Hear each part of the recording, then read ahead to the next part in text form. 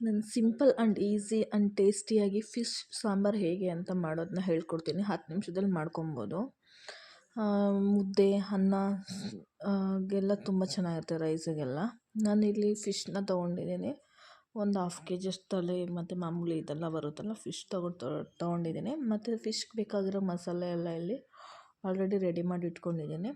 ಅದರಲ್ಲಿ ಬೆಳ್ಳುಳ್ಳಿ, ಈರುಳ್ಳಿ, ತೆಂಗಿನಕಾಯಿ ಮತ್ತು ಕೊತ್ತಂಬರಿ ಸೊಪ್ಪು, ಹುಣಸೆಹಣ್ಣು ಮತ್ತು ಶುಂಠಿ ಮನೆಯಲ್ಲೇ ಮಾಡಿಟ್ಕೊಂಡಿರೋಂಥ ಸಾಂಬಾರು ಪೌಡರು.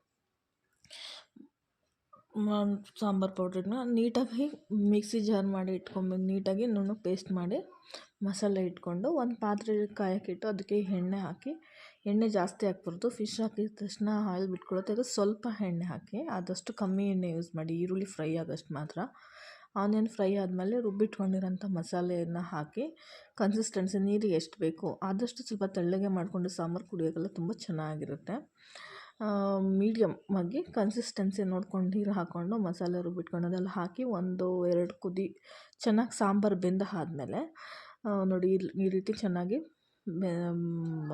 ಸಾಂಬಾರೆಲ್ಲ ಟೇಸ್ಟ್ ಬಂದಾದಮೇಲೆ ಸ್ಟವ್ನ ಕಮ್ಮಿ ಉರಿಲಿ ಇಟ್ಕೊಂಡು ಫಿಶ್ನ ಹಾಕ್ತಾಯಿದ್ದೀನಿ. ಫಿಶ್ ಹಾಕಾದ್ಮೇಲೆ ಜಾಸ್ತಿ ಹೊತ್ತು ಬೇಯಿಸ್ಬಾರ್ದು, ಅದು ತುಂಬ ಬಾಯ್ಲ್ ಆದರೆ ಚೆನ್ನಾಗಿರಲ್ಲ ತಿನ್ನೋಕ್ಕೆ. ಮ್ಯಾಕ್ಸಿಮಮ್ ಅಂದರೆ ಒಂದು 2 ನಿಮಿಷ, 2-3 ನಿಮಿಷ ಅಷ್ಟೇ ಬೇಯಿಸಿದ್ರೆ ತುಂಬ ಸಿಂಪಲ್ಲಾಗಿರೋ ಫಿಶ್ ಸಾಂಬಾರು ರೆಡಿಯಾಗಿರುತ್ತೆ. ತುಂಬ ಟೇಸ್ಟಿಯಾಗಿರುತ್ತೆ. ಹುಣಸೆಹಣ್ಣು ಹಾಕಿರೋದಕ್ಕೂ ಅದಕ್ಕೂ ಮುದ್ದೆ ಜೊತೆ ರೈಸ್ ಜೊತೆ ಎಲ್ಲ ತುಂಬ ಟೇಸ್ಟಿಯಾಗಿರುತ್ತೆ. ಒಂದ್ಸಲ ಟ್ರೈ ಮಾಡಿ. Thank you.